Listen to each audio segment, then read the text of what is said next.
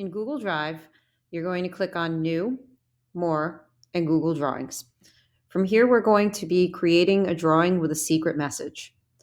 Next, what you're going to do is you're going to click on the Insert menu, and you're going to click on Wordart. From here, you're going to type a bunch of gibberish letters.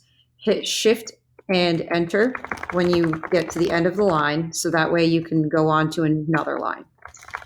So even though you're not seeing it really going on to another line, if I were to continue, it's very important that at this point, so after I just typed in the J, I'm going to hit Shift and Enter so that I get multiple lines. Anyway, once I have enough gibberish, then what I'm going to do is I'm going to hit Enter to save. All right, so then from here, what I'm going to do is I'm going to move it up into the top left corner and resize it a bit. I'm going to get rid of the border color and I'm going to make it bold, and that's going to make it a little bit better to work with. And I'm going to resize it so that it fits across my entire drawing. And if I want to, I can also resize it to make it a little bit shorter too. Then from here, what I'm going to do is I'm going to give it a custom fill color. So I'm going to click on the paint can, click on custom, and then we're going to enter in a new hex value. And this is going to control the amount of red, green, blue, and transparency. But for the purposes of brevity, I'm just going to tell you to type in F7BB527A. That's going to turn it a nice shade of peach that is somewhat transparent. Click OK. Then from here, what you're going to do is you're going to insert some more word art. So we're going to repeat the process. Again, gibberish. Hit Shift and Enter when you get to the end of a line. That will guarantee that it will go on to another line. We're going to do about the same amount as we did last time. So I did 6 lines last time, so I'm going to do 6 lines this time. And then from here, hit Enter to save. Then it's going to come out as the same color. I'm again going to make it bold, and then from here, I'm going to change the color. Click on the paint can. We're going to do another custom color, and in this case, I'm going to type in and keep the hashtag there, FEBABA79. It's going to turn it a shade of pink. Click OK. Then we're going to click and drag it to position it over the original text. So you want to kind of make sure that it's about the same size. Then from here, what we're going to do is we're going to insert more word art. And in this one, we're going to actually have our secret message. So I just put in my secret message. And then from here, just so you know, the secret message is to Google the study of the principles and use of computers, then speak the 2 words that match the definition you found. All right, so then from here, again, what I'm going to do is I'm going to make it bold. I'm going to change the color. I will eventually position it over the original text. So I'm going to click on the paint can and then custom fill again. And in this case, what I'm going to do is I'm going to type in, it's going to be 00FFF27A. It's going to turn it a nice shade of teal. Click OK.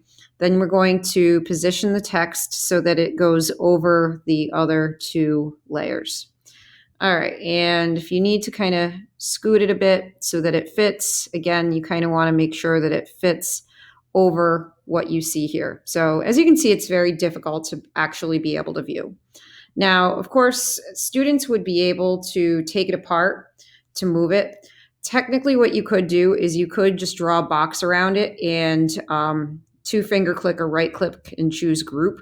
But what I recommend doing is actually downloading it. So you click on File, Download, and we're going to download it as a PNG image.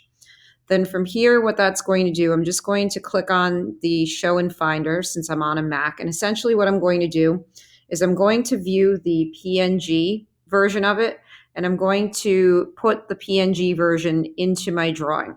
Then from here, what I'm going to do is I'm going to erase the original. And I'm just going to go ahead and resize this version here. And essentially what that's going to do is it's going to make it so that students can't take it apart. Then from here, what we're going to do is we're going to create a viewfinder. So I'm going to add a circle, but you can really add whatever shape you want. So I'm going to go ahead, draw a circle. Then from here, what I'm going to do is I'm going to color it in. So I'm going to do another custom fill color. Click on the plus sign to add a custom fill color. And I'm going to type in E00000, so 5 zeros, and then 76, and that's going to make it a semi-transparent shade of red. Now, if I were to move this over, you'll be able to see that I can now view the blue text. So you can see, like right now, it says in the center, it says "you found." But anyway, so that being said, that's going to be your viewfinder. It's a little difficult to see without my spotlight being on it, but either way, you kind of get the idea. Then from here, if you double click, you can type in it. So I would give my students directions like what we see here.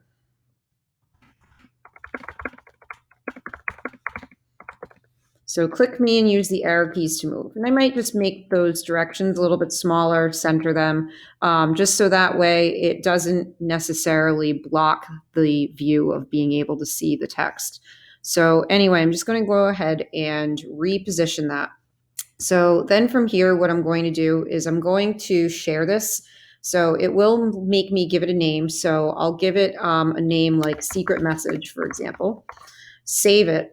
Then from here, you have to make it so that it's not restricted. I'm going to change the link so that anybody with the link can view it. Then from here, what I'm going to do is I'm going to click on copy link and then click on done. Now from here, what I'm going to do is I'm just going to open up another tab. I'm going to paste that URL that I just copied. However, I'm going to erase where it says the word edit after the slash, as well as everything else after the word edit. And I'm going to put in the word copy instead. Now from here, what I would do is I would copy this URL and I would paste that into my escape room so that that's what students would be able to view. So for example, I'm just going to demonstrate that really quickly, even though it doesn't really make sense at this point, but I would just go ahead and paste. And then what's going to happen is that's going to turn into a clickable link for students to be able to click on. So if I were to click on that from here, what it's going to do is it's going to force making a copy. And then students would be able to go ahead and manipulate the arrow keys in order to move it. So they would click and then they would be able to view the message that's in the teal color.